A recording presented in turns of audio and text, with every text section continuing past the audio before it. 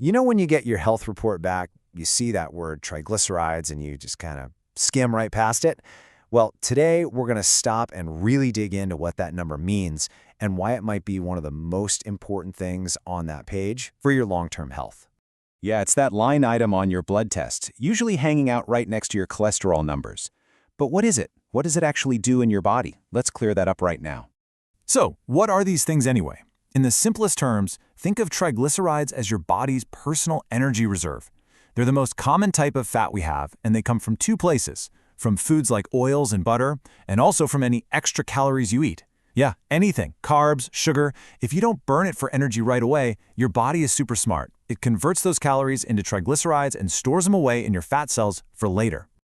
Okay, so you get that blood test back. It's usually called a lipid panel. What are you even looking at? Let's decode those numbers together.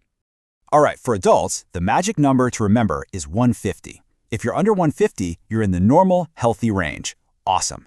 But once you start creeping up past that, from 150 to 199, you're in what's called borderline high. Anything over 200 is officially high, and if you hit 500 or more, well, that's a pretty serious red flag that your body is sending up. And listen, this isn't just something for grown-ups to worry about. For kids and teenagers, the healthy levels are actually even lower. Normal is considered less than 75, and anything over 100 is already in the high zone. It's just a great reminder that these healthy habits really do need to start early. Now here's the catch, and honestly, it's the most important reason we're talking about this today. High triglycerides are silent. You can feel totally, completely fine while your levels are slowly climbing into a danger zone. That's why getting a regular blood test is the only way to know for sure where you stand. And make no mistake, the risks here are very real. Over time, having high levels of this fat in your blood can start to harden your arteries. That directly increases your risk for heart disease and stroke.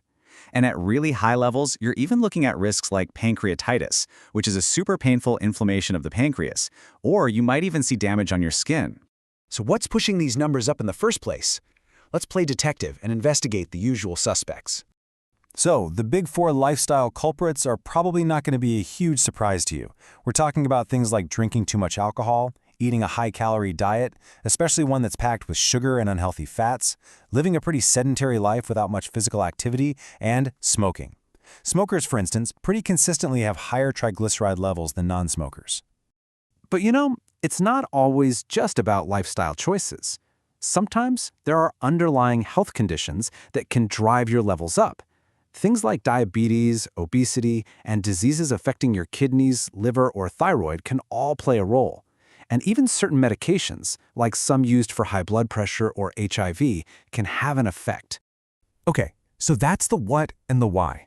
But here's the really good news. This is a number you have a massive amount of control over. So let's build an action plan right now for bringing those levels down.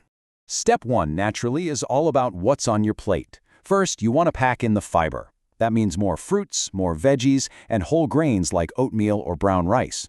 Second, and this is a big one, you gotta limit that added sugar, so cutting back on candy, pastries, sugary cereals. And third, become a label detective. Seriously, watch out for those hidden sugars like corn syrup and fructose that sneak into everything.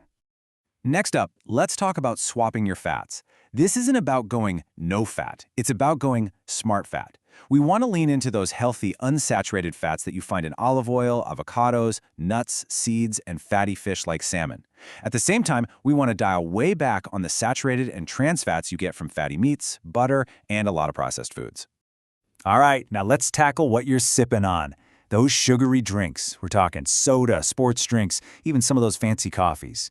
They are a huge source of empty calories that your body just turns directly into triglycerides. And of course, alcohol is another major player here. And that, of course, leads to the big question that a lot of people have. What's a safe amount of alcohol to drink when you're thinking about your overall health? You know, the World Health Organization is incredibly clear on this. Their official stance is that there is no level of drinking alcohol that is without risk to our health. That's a really powerful statement to keep in the back of your mind. Okay, step 3 is all about zooming out and looking at the bigger picture. First, work on getting to or maintaining a healthy weight. That's a combo of a heart-healthy diet and regular activity. Second, get that aerobic exercise in. Brisk walking, running, swimming, all fantastic for lowering triglycerides. And third, if you smoke, making a plan to quit is one of the absolute best things you can do for your health. And finally, step 4 is so important. Team up with your doctor. If you've been making all these diet and lifestyle changes and it's still not quite enough, then medication might be the right next step. There are options out there, like statins, fibrates, niacin, or even prescription-strength fish oil. So what's the big takeaway from all this? It's that while the risks of high triglycerides are real, you are absolutely not powerless. Simple, consistent changes to what you eat and how you move your body can make a huge, huge difference in your numbers and ultimately in your long-term health. So now you have the playbook. The question isn't what to do anymore, it's what you are going to do, starting today.